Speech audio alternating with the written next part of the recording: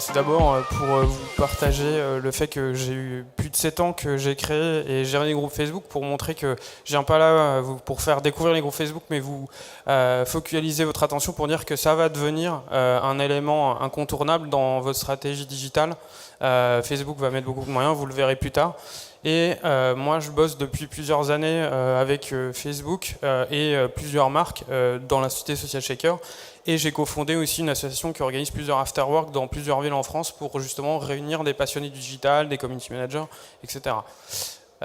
Mais tout l'objet de la conférence va porter sur ce que j'ai appris en fait en pilotant et en animant et en créant des groupes d'entraide autour du community management. Je pense qu'il y en a pas mal qui peuvent les connaître. Le premier que j'ai récupéré il n'y a pas très longtemps, qui s'appelle Community Manager en herbe, c'est pour accompagner des jeunes community managers à s'entraider et se familiariser avec les pratiques et la prise en main des différents outils, des nouveautés sur Facebook. Il y a également le journal du CM où je suis modérateur, c'est un média qui est autour du community management et qui a créé un groupe d'échange pour s'entraider. Et également des communautés plus spécifiques que j'ai organisées par ville pour permettre de fédérer des communautés de professionnels locales dans plusieurs villes de France. Et ces différents éléments m'ont permis de faire cette conférence aujourd'hui et de vous théoriser d'une certaine manière tout ce que j'ai pu apprendre et tout ce qui marche. Ça, c'est super important. Il y a beaucoup de choses qui ne marchent pas et les choses où il faut être vigilant pour faire en sorte que les groupes se pérennisent et restent actifs dans la durée. Alors, si je vous parle des groupes aujourd'hui, c'est notamment parce que Mark Zuckerberg, dans une publication du 30 janvier, indique que tout le monde fait partie d'un groupe et aujourd'hui, leur stratégie pour l'année 2019, ça va être de développer et de donner encore plus de place aux groupes. Récemment, les pages peuvent rejoindre les groupes, vous pouvez associer vos groupes à vos pages, donc il y a une vraie volonté de Facebook de donner encore plus de place aux groupes et de leur donner de la place. Ça va être encore plus vrai pour les petites entreprises, parce que dans cette même publication, ils disaient qu'ils souhaitent encore plus bâtir leur présence auprès des petites entreprises. C'est déjà le cas en France, ils ont fait des initiatives avec plusieurs grosses entreprises pour fédérer et former sur les outils Facebook à destination des petites entreprises. Faut savoir qu'il indiquait que plus de 90 millions de petites entreprises utilisent gratuitement les outils Facebook. Et c'est pas anodin parce que ils voient qu'il y a quand même une forte présence et une forte utilité. Donc je vais axer ma conférence vraiment pour vous montrer comment, même en tant que petit entrepreneur, comme agence, comme solution SaaS et autres, vous pouvez tirer parti des groupes au quotidien et surtout exploiter toutes ces nouvelles fonctionnalités qu'ils ont récemment release sur les groupes. Alors, au-delà des annonces, ça se traduit aussi dans les actes. Facebook avait lancé en 2017 Facebook Community Leadership Programme. Donc ça accompagne des personnes qui gèrent des groupes sur Facebook depuis un certain moment et à travers le monde. Et c'est un programme qui vise à financer ces groupes pour les aider à aller plus loin. Ça s'est traduit très récemment en finançant les Wanted Community. Alors je ne sais pas si certains sont membres de ces groupes ou connaissent ces groupes. Wanted Community, si vous connaissez, peut-être levez la main. Ok, une personne. Donc en fait, c'est des communautés à portée solidaire. Donc, le programme porte essentiellement sur des groupes qui sont solidaires, qui ont une vocation solidaire pour l'entraide, la recherche d'emploi, etc. Et c'est des communautés qui sont réparties dans plusieurs villes de France et également dans le monde. Et ils réunissent aujourd'hui plus d'1 million de membres. C'est cofondé par Christian Delachet et 2 autres personnes qui sont pour le moment basés à Bordeaux, et ils ont eu 1 million d'euros de financement de la part de Facebook pour porter le projet beaucoup plus loin. Il y a d'autres barèmes de dotation, type 50 000 euros pour d'autres groupes à une portée solidaire. Pour vous montrer qu'il y a une vraie hégémonie autour des groupes et cette volonté de Facebook de donner encore plus de place. Alors concrètement, la question, pourquoi créer un groupe Facebook en 2019 ? La première, c'est que ce qu'on voit dans les groupes d'entraide, c'est mon reach a baissé, mes publications sont moins visibles, etc., etc. Alors souvent, certains disent c'est la faute de l'algo. La faute, elle est aussi que en 7 ans, on rajoute de plus en plus de pages, on rajoute de plus en plus d'amis, mais on n'a que 24 heures pour consommer le même nombre de publications. Donc il faut faire de la pondération, donc il faut faire des choix. Et ça, c'est la règle de n'importe quel réseau social qui devient populaire. Si on est plus de monde, on est obligé de faire de l'arbitrage et d'afficher que certaines publications. Donc les groupes, c'est un outil super efficace pour pallier à la baisse de reach sur les pages, parce que vous avez plus de visibilité organique et surtout vous créez de la récurrence de consultation. Ça, c'est bête à se rendre compte, mais depuis qu'ils ont sorti Group Insights, c'est les statistiques pour les groupes, vous avez un graphique qui est super utile qui s'appelle les membres actifs. Et au lieu de calculer le nombre de fans que vous avez, qui sert en fait finalement à rien, parce que ce qui compte c'est le nombre de personnes qui sont exposées à vos contenus, ici vous pouvez consulter le nombre de membres actifs réguliers. C'est-à-dire si vous avez votre nombre de membres actifs qui baisse tous les mois, c'est que votre groupe est en déclin. Ça veut dire que la capacité à pouvoir le re-rendre actif risque d'être difficile parce que vous observez une baisse. La deuxième, et ça c'est très important, c'est, je pense, le problème de beaucoup de réseaux sociaux, c'est le concept de fil d'actualité unique qui fait fourre-tout. Vous avez les publications de vos amis, les publications des événements, les publications des pages, les publications des groupes. Le problème, c'est que ça fait distribuer beaucoup de contenu. Donc, le fait que vous utilisiez les groupes, vous décloisonnez la notion de fil d'actualité unique. Et si vous regardez dans votre app mobile, maintenant, vous avez un fil qui est dédié aux groupes où seules les publications des groupes remontent. Là encore, comme je vous le dis, c'est pas anodin. Il y a toujours cette volonté de Facebook de décloisonner le flux. Ils l'ont très bien compris.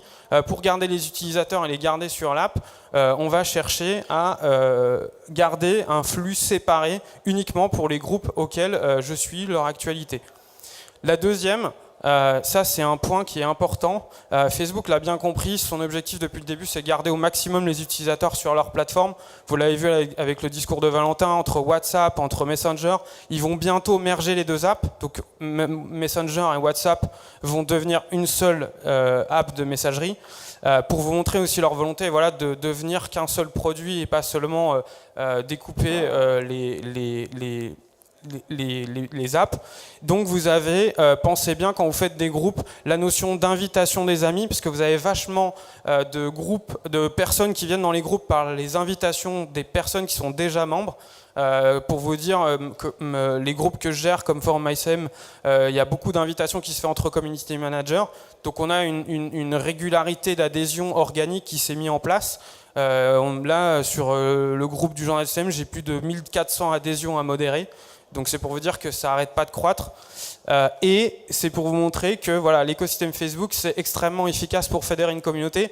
Alors vous allez me dire, mais oui, mais Facebook, c'est pas la seule solution. Alors nous, en 7 ans, je peux vous dire qu'on a essayé, parce que avoir des community managers qui publient de la news, qui vous résolvent des problèmes sur des nouveautés sur Facebook, qui vous conseillent sur certaines choses, le problème, c'est qu'on capitalise pas dessus. C'est-à-dire, il y a beaucoup de questions, il y a beaucoup de gens qui y répondent, mais finalement, on ne crée pas des articles de blog, etc.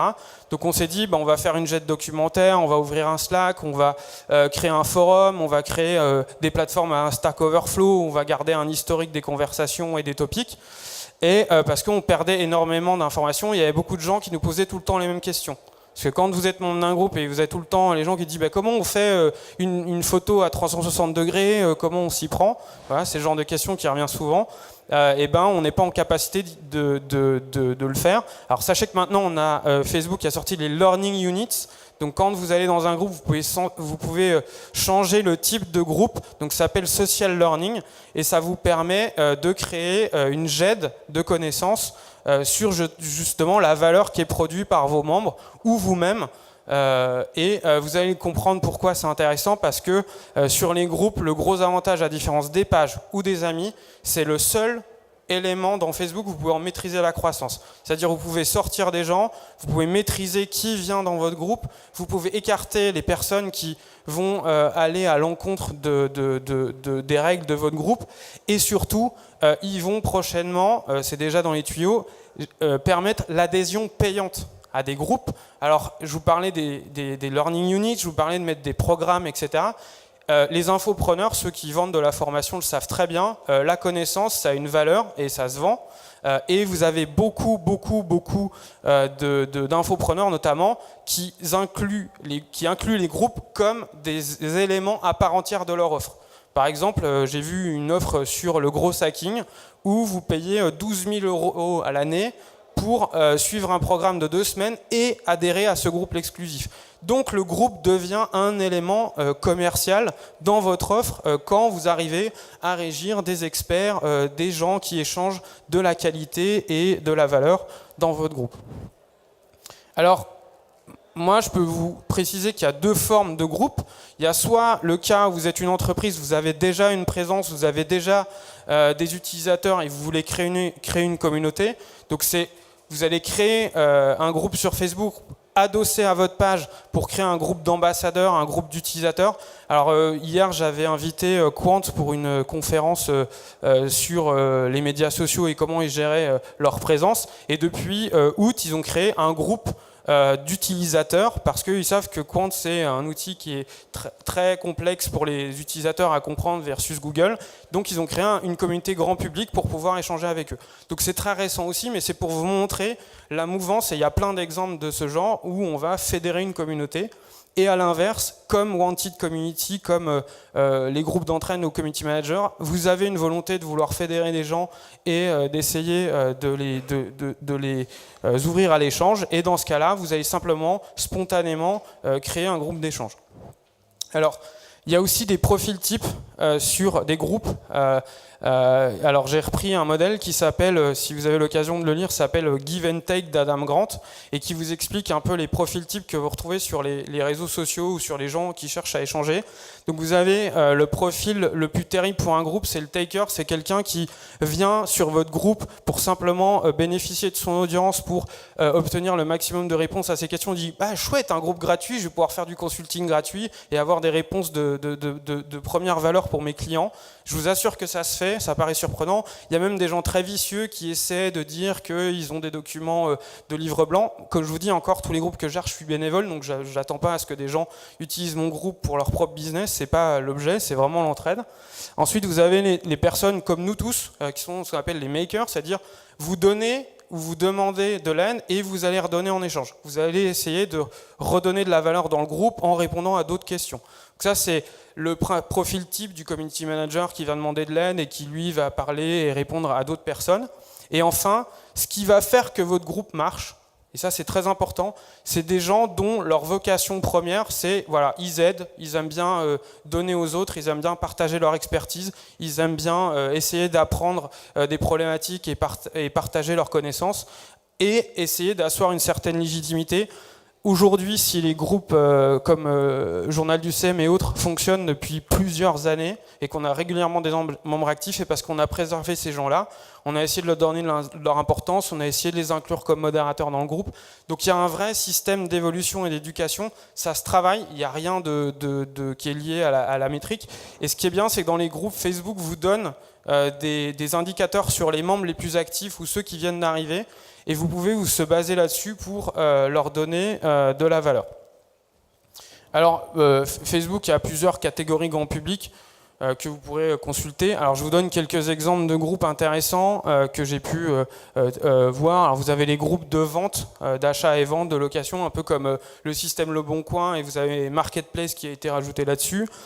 Vous avez beaucoup de groupes qui sont orientés par exemple sur des expats qui créent des groupes par exemple à San Francisco pour créer des groupes d'échange et de partage sur des thématiques bien spécifiques ou des problématiques qu'ils rencontrent au quotidien, des fans de SpaceX. Après, vous avez beaucoup de communautés par centre d'intérêt. Voilà, par exemple, les fans de Neo Geo, les fans de bicyclettes, les fans de pâtisserie. Donc, les fans de pâtisserie, c'est un gros groupe, il y a plus de 200 000 membres. Mais pour vous dire que, à la différence des pages, vous fédérez d'énormes communautés et vous avez une visibilité qui est beaucoup plus importante que ce que vous pourriez avoir en temps normal sur des pages. Et enfin, le plus important, c'est les types de catégories de groupes B2B. Alors ça, c'est moi qui vous les ai formalisés pour vous aider sur les types et les catégories de groupes B2B qui fonctionnent le mieux. Donc vous allez tous avoir tout ce qui va être entraide professionnelle. Donc le community management, vous avez des communautés sur le SEO, sur le gros hacking, sur plein de communautés différentes. Donc ça marche très bien parce que ça vous permet, vous, de fédérer des personnes et des acteurs. Et ce qu'il faut vous dire, et ça on ne le mesure pas forcément, c'est qu'en créant ce genre de communauté, en essayant de donner et de partager, vous créez un phénomène de sérendipité, c'est-à-dire vous créez un grand nombre d'opportunités que vous n'auriez pas forcément imaginées. Des opportunités clients, des échanges, etc. Et souvent, ça m'a permis, en tout cas personnellement, d'être ici aujourd'hui, de vous parler de tout ce que je fais. Ça vous ouvre des portes que vous n'attendez pas. Et notamment Wanted Community, hein, les financements de 1 million, être rentré dans des programmes, etc. Donc les communautés ont un poids, ont une vraie valeur ajoutée. Et moi, je vous invite à aller sur community.facebook qui regroupe plein d'exemples de leaders de communautés et qui vous montre un peu tout ce qu'ils ont réussi à construire en gérant des communautés. Et souvent, ce n'est pas forcément des gens qui sont des spécialistes du marketing, du digital ou du SEO qui l'ont construit. C'est d'abord des gens qui avaient une idée, qui avaient une volonté d'agir sur quelque chose et qui ont construit spontanément une communauté. Et toutes les communautés d'entraide se sont construites comme ça. Vous avez les communautés professionnelles, donc comme SEO Camp par exemple, pourrait très bien créer un groupe d'échange et de partage autour du SEO pour partager de nouvelles pratiques, etc. Vous avez tout ce qui est groupe d'ambassadeurs. Donc les groupes d'ambassadeurs, c'est tout ce qui va être communauté type j'ai un outil, je veux fédérer des utilisateurs et les tenir au courant des updates. Donc pensez aux fameuses Learning Units. S'il y a un groupe et des groupes que je vous invite à créer, c'est vraiment quand vous avez une activité de coach, que vous voulez fédérer vos apprenants, que vous voulez fédérer des experts qui ont déjà suivi vos formations. C'est un super outil pour justement gagner en légitimité et prouver que tout ce que vous avancez a de la valeur. Vous pouvez même faire des live streams dédiés dans vos groupes pour partager des conférences gratuites, repartager par exemple cette conférence dans un groupe. C'est vraiment très utile, encore quand je vous parle de faire du live stream et partager des formations, c'est vous dire que vous êtes dans un espace que vous maîtrisez. C'est-à-dire que vous savez à qui vous parlez, vous savez à qui vous adressez, et vous savez que potentiellement ce contenu-là ne va pas forcément ressortir sur un espace que vous ne contrôlez pas. Ensuite, vous avez d'autres utilisations, donc, notamment quand vous faites des marques qui gèrent de la vente à domicile. Donc, je prends l'exemple de Amway. Sachez que c'est un secteur qu'on pense très vieux dans la manière d'être fait, c'est-à-dire la vente à domicile. C'est quand même un secteur qui est en croissance de 5% cette année et qui continue à croître. Et Facebook est un super outil pour fédérer leur clientèle. Donc moi j'ai eu l'occasion dans les focus group organisés par Facebook de rencontrer ce genre d'animateurs et ça leur sert vraiment pour entretenir et garder leur base de clientèle au contact de leurs produits. Et enfin les groupes d'offres d'emploi. Donc plusieurs groupes que je vous invite à regarder et à veiller. Vous avez Romain Collignon qui a un groupe qui s'appelle les tunnels de vente. C'est un groupe qui est centré sur toutes les pratiques que vous pouvez avoir pour générer des tunnels de vente. Vous avez CMX qui réunit des groupes et des leaders de communautés plutôt B2B. Donc le fondateur de Meetup, fondateur de très grosses sociétés qui ont réussi à fédérer des groupes de communautés. Vous avez ça, ce gros hack d'Aaron Cole aussi, qui partage des grosses pratiques sur le gros hacking, des outils, des tests. Donc ça, c'est des communautés que je vous donne parce qu'elles fonctionnent très bien et où il y a vraiment de la valeur ajoutée et ça vous donne aussi des idées, des pratiques que peuvent trouver les organisateurs. Alors vous avez par exemple sur le groupe de Romain Collignon le mardi champagne où ils vont partager la success story d'un de leurs clients et où le client va expliquer comment il s'y est pris, par quel type de difficulté il est passé pour y arriver. Et ça, je vous dis, vous pouvez faire toutes les conférences possibles, salon marketing et autres. Il y a une valeur que vous ne retrouverez pas ailleurs. Il y a un enseignement de type Fail Academy qu'une personne normale ne va pas exprimer publiquement, mais qu'elle va tolérer à exprimer dans un groupe. Et je vous le dis, c'est là où je vous dis qu'il y a vraiment de la valeur que vous ne pouvez pas estimer quand vous avez des présentations très polissées, très structurées. Et dans ces groupes, c'est là où vous avez beaucoup de choses qui sont intéressantes à récupérer.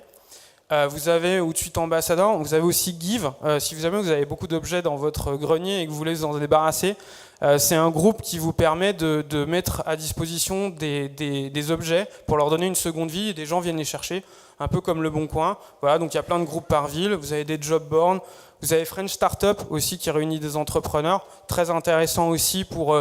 alors, il faut vous dire que tous ces groupes-là, ils ont un système d'adhésion, ils ont des questions, on ne rentre pas comme ça. Donc voilà, donc si vous avez une légitimité à rejoindre ces groupes-là, c'est intéressant de le voir parce que c'est des groupes qui fonctionnent très bien et qui sont très actifs. Vous avez Gravity Designer qui est un outil de PAO en ligne et la communauté Facebook 360. Alors pour ceux qui se demandent comment faire des vidéos 360, des photos 360, super communauté pour devenir un expert de la vidéo ou des photos 360 sur Facebook. Alors, les 5 points clés, je finirai par ça, que je vous partage dans la pratique. Définissez un but et des valeurs à votre groupe. Alors, beaucoup de SEO, je pense, penseront quelles sont les techniques de gros hacking pour obtenir des membres, etc. Alors, la réalité, c'est que entre la mise en pratique et la réalité, c'est bien d'avoir plein de membres, mais s'ils n'interagissent pas, s'ils viennent juste déposer un lien ou partager leur article, personne ne les consulte, personne ne clique dessus. Donc, c'est très important de porter un groupe qui va apporter de la valeur à vos membres. C'est-à-dire que quand vous allez être une entreprise et créer un focus group sur vos meilleurs utilisateurs, il faut accepter d'écouter leur avis, il faut leur proposer des sondages, il faut les forcer à s'exprimer et à partager des problématiques qu'ils rencontrent sur votre produit sans que vous interveniez forcément en laissant d'autres clients répondre à votre place, parce que c'est là où vous générez la valeur. Ensuite, il ne faut pas hésiter à valoriser ce que les membres trouvent à votre groupe. Ça paraît bête, mais vous, c'est votre propre vision de voir les choses sur ce qu'apporte votre groupe. La vraie valeur, et Facebook l'a compris notamment en mettant en avant les leaders de communauté, c'est ce que vos membres arrivent et trouvent comme intérêt, et c'est ce qui va créer cette fameuse récurrence que je vous parlais au début, régulière, et que vous allez régulièrement avoir des membres actifs. Piloter votre croissance. Alors, nous, ce qu'on a appris avec le temps, c'est que plus votre groupe grossit, plus c'est la cata.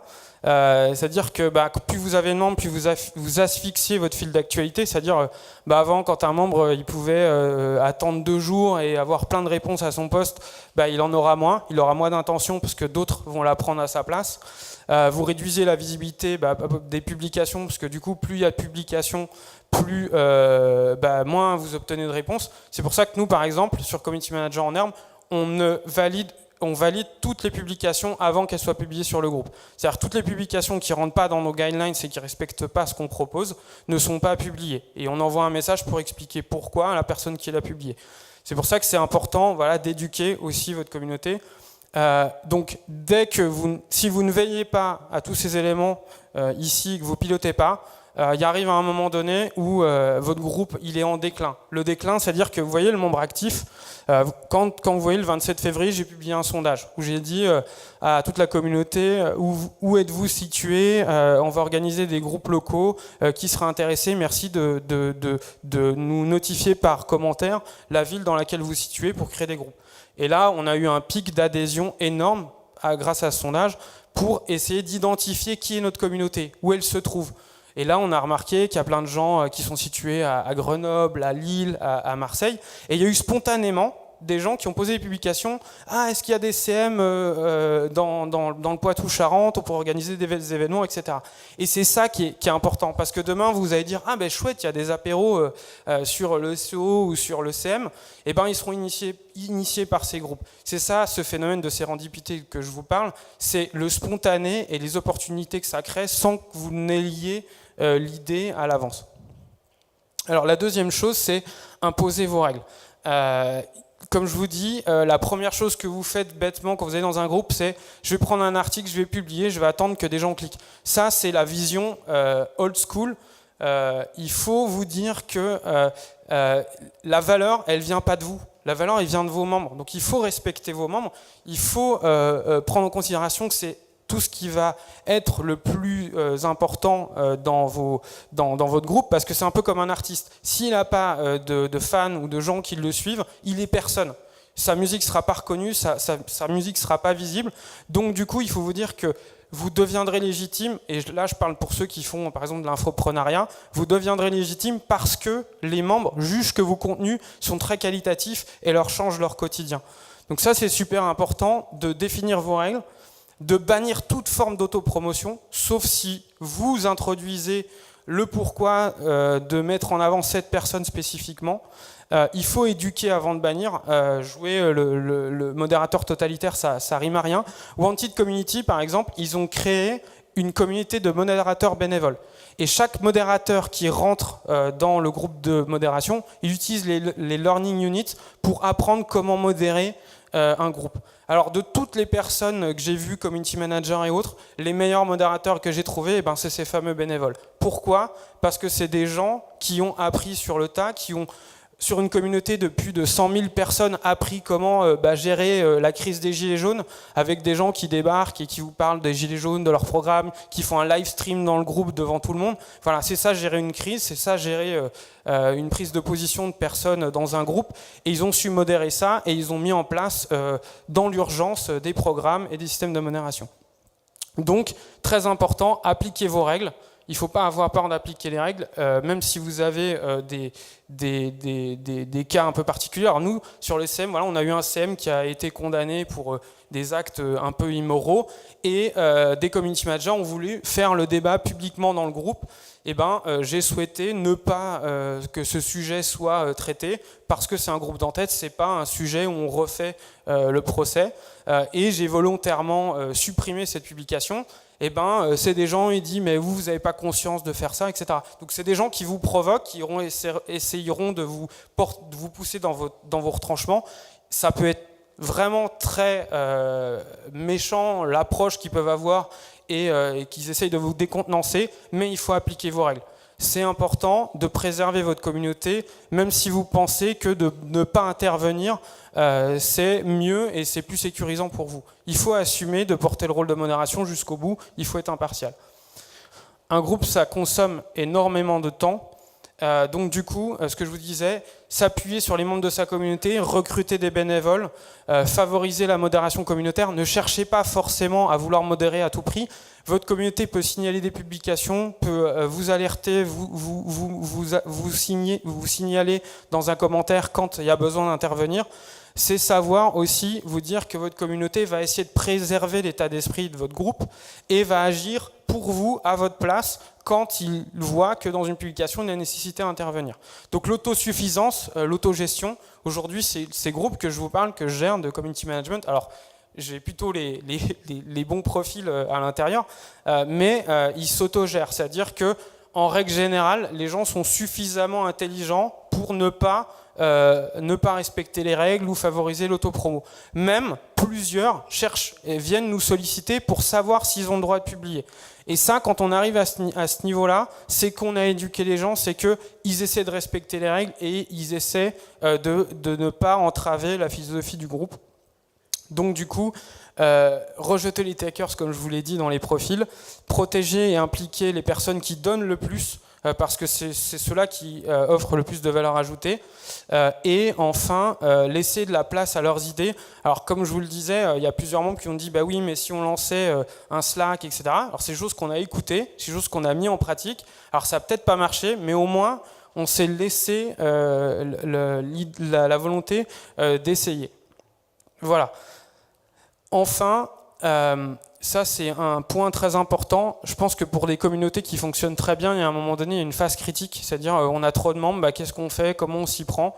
L'important, c'est de créer une sous-segmentation. Alors, Journal du CM, par exemple, on avait des gens qui commençaient à nous poser des questions sur les SEO, sur WordPress, sur le digital, sur la publicité. Donc, on sortait un peu du cadre initial du groupe. Du coup, on a créé des nouvelles thématiques.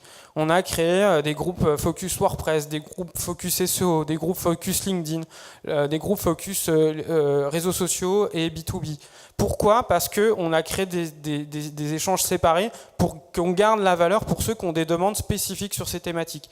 Après, Social Mixity, on l'a groupé par ville, par groupe géographique ou par objectif. Par exemple, il y a ceux qui vont chercher à faire du netlinking, d'autres qui vont chercher à faire de la rédaction de contenu. Donc ça, c'est pareil, ces segmentations, il faut les traiter parce que ça permet de toujours vous dire que derrière, l'utilisateur il revient sur votre groupe pour un besoin spécifique. Et s'il vient sur votre groupe pour avoir des techniques de gros hacking, mais il voit qu'on parle que de WordPress, Et bien finalement, entre la promesse de votre groupe et ce qui se passe en pratique, il y a une forme comment dire, d'abandon. Donc du coup, il faut toujours vous dire que quand un membre revient et qu'il trouve ce qu'il a trouvé, déjà, il va inviter les gens à venir, dire hey, regardez, j'ai trouvé une super technique de linking qui a été partagée sur ce groupe-là. Tiens, tel ami vient, ce groupe est génial, on apprend plein de trucs. Donc c'est là où la notion d'adhésion organique va se mettre en place. C'est dès lors qu'il y aura ce fameux bouche à oreille et cette recommandation. Alors ça marche vraiment bien dans le secteur professionnel, parce qu'on a tous besoin de s'entraider, d'obtenir de l'aide au quotidien et maîtriser toutes les nouvelles pratiques. Voilà, donc je sais qu'il y a beaucoup de théories, j'aurais pu vous parler en 1 heure de choses très spécifiques dans Facebook, dans les groupes pour comment gérer, comment créer des learning units. Ce que j'essaie de vous transmettre ici, c'est vraiment la philosophie d'ensemble sur la manière de le gérer et de gagner en réussite, et de vous dire que dans toutes les updates et les releases qu'a fait Facebook récemment, vous allez avoir des nouveaux formats de publication pour pouvoir faire de la rédaction sous forme un peu des articles dans vos groupes. Vous allez pouvoir maîtriser, comme je vous disais, l'adhésion. Vous allez pouvoir aussi, si vous faites des groupes avec des notions de mentorship, vous allez avoir des options. Donc là, c'est plus social learning, mais c'est quand vous faites l'option parenting, donc c'est une catégorie dans les groupes, ça va vous permettre de définir des membres qui seront des mentors par rapport à des problématiques genre d'accompagnement, par exemple dans les startups, si vous trouvez des mentors, vous pourrez créer ce type de groupe. Donc il y a une vocation à faire vraiment des évolutions sur ça. Alors d'autres releases, je pense, vont s'amener, et vous allez pouvoir notamment faire certifier les groupes. Vous savez, comme vous avez sur Twitter ou ce que vous avez déjà sur les pages, vous allez bientôt pouvoir aussi certifier les groupes pour vous éviter justement qu'il y ait des personnes qui usurpent votre identité. Donc ça, c'est encore en cours, c'est pas encore défini, mais c'est des remontées qu'il y a eu des leaders de communauté pour faire reconnaître les groupes et les faire certifier. Voilà, n'hésitez pas à venir me voir, discuter, etc. Ça sera avec plaisir. Merci beaucoup.